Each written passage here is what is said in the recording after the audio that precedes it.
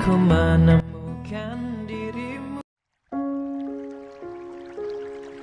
Nikahi Gadis Ting Ting. Bab 142.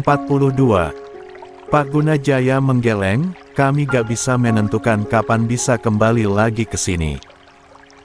Namun, kami secepatnya akan menyelesaikan masalah di sana, agar bisa cepat kembali ke sini, jawab Pak Gunajaya. Lalu, perusahaan yang di sini siapa yang mengurusnya kalau kalian semua pergi? Aulia terus saja bertanya. Firman dan asistennya. Aulia mengangguk paham, terlihat wajah Aulia yang berubah menjadi sedih. Kamu tenang saja, sayang. Brian gak akan macam-macam di sana, Mama akan selalu mengawasinya, ujar Budini. Aulia tersenyum tipis, iya Ma, sahutnya. Aku mau bicara sama kamu berdua saja, bisik Aulia pada Brian. Brian mengangguk, Ma, Pak, Kek, Brian mau bicara empat mata dengan Aulia, kami.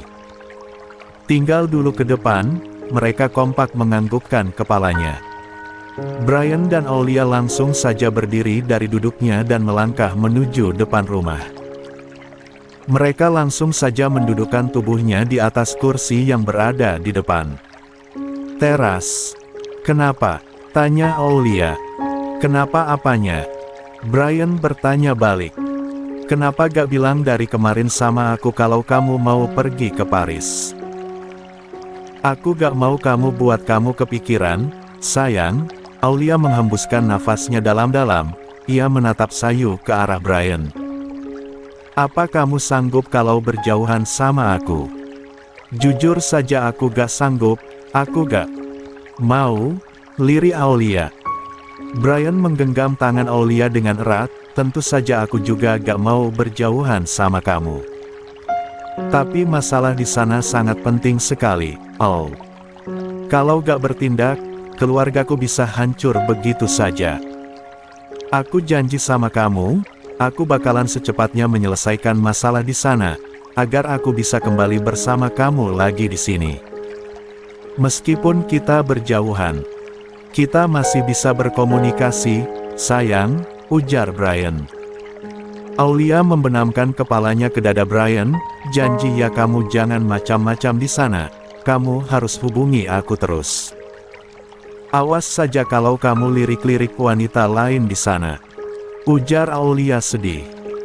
Brian terkekeh, kenapa aku harus lirik wanita lain, kalau aku punya wanita yang sangat cantik di sini. Kamu juga jaga diri di sini baik-baik, jangan cari cowok tampan lagi, jangan dekat-dekat cowok lain juga.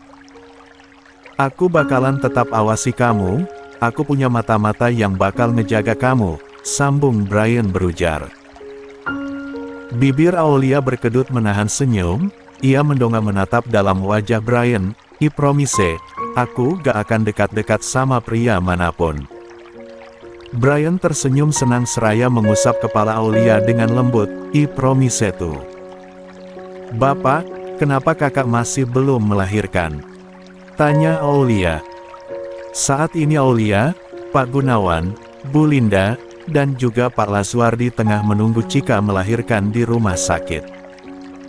Berdoa saja, semoga sebentar lagi Cika melahirkan, ujar Bu Linda.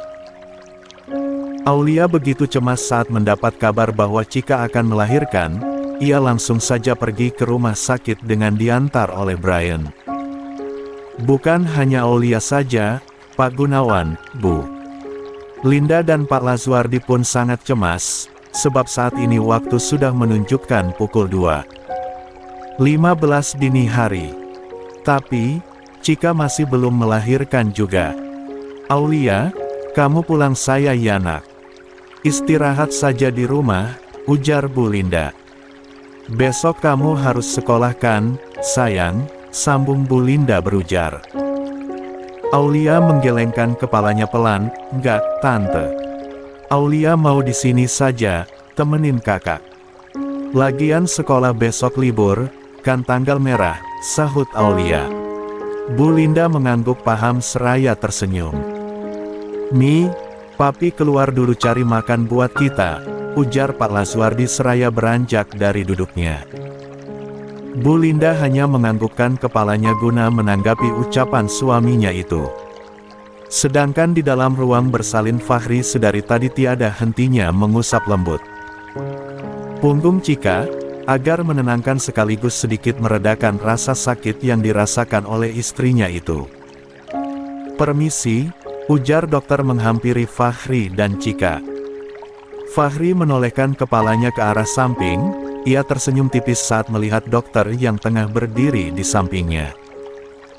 "Permisi ya Pak, saya mau periksa ibunya dulu, pembukaannya sudah bertambah apa?" "Belum. Tadi masih pembukaan 7, iya. Sekarang sudah masuk pembukaan 8 apa belum?"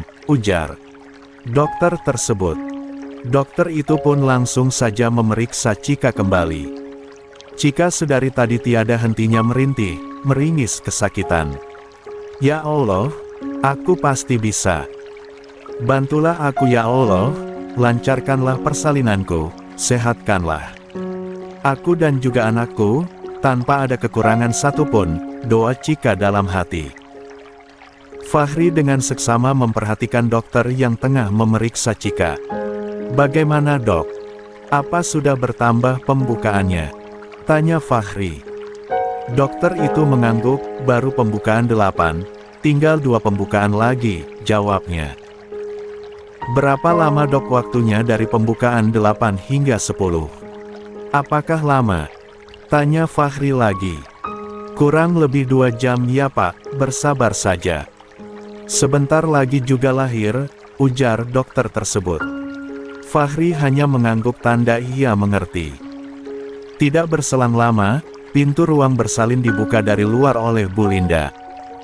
Bu Linda langsung saja masuk menghampiri Fahri. "Permisi dokter," ujar Bu Linda kala melewati meja dokter seraya tersenyum ramah. Dokter tersebut mendongak menatap Bu Linda. "Iya, Bu. Mari masuk," sahutnya tak kalah ramah. Bu Linda hanya mengangguk seraya tersenyum, ia pun terus saja berjalan menghampiri Fahri. "Van," panggil Bu Linda. Fahri menoleh ke arah samping. "Mami," sahutnya. "Kamu mau makan, nak?" "Papi tadi belikan kita makan nasi goreng," tawar Bu Linda. Fahri menggeleng lemah. "Enggak, Mi." Bagaimana bisa Fahri makan dengan enak? Sedangkan pikiran Fahri selalu tertuju pada Cika. "Nanti saja, nanti pasti Fahri makan kok," ujar Fahri. Bu Linda mengangguk paham. "Baiklah," sahutnya. Bu Linda beralih menatap ke arah Cika yang tengah memejamkan matanya menahan sakit. Diusapnya lembut kepala Cika. "Bismillah ya nak, kamu pasti bisa," ujar Bu Linda. Cika hanya mengangguk lemah, karena ia benar-benar gak kuat untuk membuka matanya. "Sudah pembukaan berapa?" tanya Bu Linda pada Fahri. "Pembukaan 8, Mi," jawab Fahri. Bu Linda mengangguk paham. "Sebentar lagi," sahutnya. "Cika dengarkan Mami, jangan lupa berdoa, lafazkan kalimat zikir ya nak. Kalau kamu lagi ngeden kalau sakit banget jambak saya Fahri, atau mau gigit juga boleh," ujar Bu Linda. Fahri yang mendengar ucapan ibunya itu, ia seketika membulatkan matanya. "Mami, kenapa malah menyuruh istriku yang gak benar?" protes Fahri. "Mami juga dulu saat melahirkan kamu seperti itu, Fahri. Mami jambak papi kamu, terus Mami gigit, rasanya Mami gak puas, Mami malah cakar-cakar tangan papi," ujar Bu Linda. "Glek." Fahri menelan ludahnya susah payah. "Itu Mami lakukan untuk meredakan sakit agar lebih puas saja," ujar Bu Linda lagi. "Ah baiklah," sahut Fahri. Fahri dengan cepat memegang tangan Cika. "Sayang, kalau kamu mau jambak saja mas, atau mau gigit juga gak apa-apa," ujar Fahri seraya menatap wajah Cika. Tampak bibir Cika yang berkedut menahan senyum, lagi-lagi Cika hanya mampu menganggukkan kepalanya. Mami keluar dulu, usap-usap terus punggung Cika, biar gak terlalu sakit, ujar Bu Linda. Fahri mengangguk, iya Mi, sahutnya. Bu Linda pun berlalu keluar kembali dari ruang bersalin tersebut. Fahri semakin menatap wajah Cika dengan dalam, mas siap jadi bahan lampiasan sakit. Kamu sayang, kamu tenang saja, gumam Fahri seraya mengecup punggung tangan Cika. Sedangkan di lain tempat, Arion masih terjaga, ia sama sekali tidak bisa memejamkan matanya. Arion saat ini sedang duduk termenung di ruang kerjanya. Bos, kenapa belum tidur? Tidur dong bos, saya ngantuk, ujar Farhan asisten Arion. Kamu saja sana yang tidur, Farhan. Saya tidak bisa tidur, sahut Arion. Farhan menguap lebar, sungguh ia sudah tidak bisa menahan ngantuknya, karena waktu sudah menunjukkan hampir jam 3 pagi hari. Tidak bisa tidur kenapa, bos? Apa bos rindu dengan Nona Cahaya? Tanya Farhan seraya memicingkan matanya. Arion berdecak, cek. Bukan itu. Saya sedang bingung, Farhan. Saya sedang memikirkan anak Kaira yang masih berada di rumah sakit itu. Apakah itu anak saya, anak ayah, atau anak pria lain? Ujar Arion. Farhan mengangguk paham, oh begitu. Kalau itu gampang bos. Bos tinggal tes DNA saja, sahutnya. Nah itu yang membuat saya bingung. Saya harus mendapatkan rambut atau darah ayah. Gimana caranya? Ayah sudah seperti orang gila, saya baru dekati saja ayah sudah seperti ketakutan. Farhan terdiam, ia tengah memikirkan bagaimana caranya agar bisa mendekati Pak Agung. Aha, saya tahu bos. Ayo cepat, ujar Farhan. Cepat apa? Tanya Arion bingung. Kita masuk ke kamar Tuan Agung, lalu kita ambil rambutnya, mumpung Tuan Agung lagi tidur, ujar Farhan. Plak. Dengan sengaja Arion memukul lengan Farhan dengan cukup kencang. Bodoh. Kamar ayah dikunci, ayah selalu mengunci pintu kamarnya kalau tidur, ujar Arion. Farhan menepuk keningnya pelan, maaf saya lupa, ujarnya.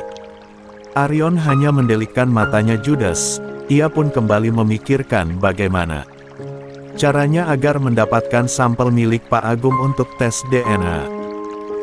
Sepersekian detik kemudian, Arion menyunggingkan senyumnya. Brak. Arion menggebrak meja cukup kencang, hingga membuat Farhan yang hendak tertidur terlonjak kaget, ia begitu senang saat sudah mendapatkan caranya. Astaga kaget gue. Pekik Farhan seraya mengusap-usap dadanya. Farhan, saya sudah tahu caranya seperti apa. Ujar Arion tersenyum senang. Iyakah? Seperti apa? Tanya Farhan. Air liur. Nanti pagi saat ayah sedang sarapan, saya akan bawa air liur yang terdapat dari sendok, atau saya suruh ayah untuk mengeluarkan sedikit air liurnya, ujar Arion. Bukannya Tuan Agung suka berontak, apa bos yakin bisa? Arion menatap tajam Farhan, kamu meragukan kemampuan saya hah? Farhan menggelengkan kepalanya, maaf tuan saya tidak berani. Bagus. Arion beranjak dari tempat duduknya, tidurlah. Saya juga mau tidur, ini sudah jam 3. Subuh. Gak baik anak perawan begadang. Ujarnya. Farhan mengernyit, perawan. Siapa yang perawan, bos? Tanya Farhan. Ya kamu, lalu siapa lagi? Bujang, bos. Bukan perawan, nah iya itu. Farhan berdecak, sesama bujang jangan meledek bos. Saya duda. Bukan bujang. Farhan tersenyum kikuk, ah iya, maaf lupa. Tek. Waktu saat ini sudah menunjukkan pukul 4.45. Bu Linda, Pak Lazuardi, Pak Gunawan, dan Aulia sedang cemas menanti kehadiran anggota baru keluarganya. Fahri tadi memberitahu Cika akan segera melahirkan, karena pembukaannya sudah lengkap. Apa Cika sudah mulai berjuang? Kenapa Fahri gak ada memberitahu kami lagi ya? Ujar Bu Linda. Mungkin di dalam berjuang Mi. Berdoa saja semoga semuanya lancar, sahut Pak Lazuardi. Bu Linda hanya menganggukkan kepalanya guna menanggapi ucapan suaminya itu. Terlihat raut tegang sekaligus panik dari wajah Pak Gunawan, sedari tadi Pak Gunawan tiada hentinya berdoa untuk keselamatan putri dan cucunya itu. Ya Allah, aku mohon berikanlah kelancaran untuk persalinan putriku.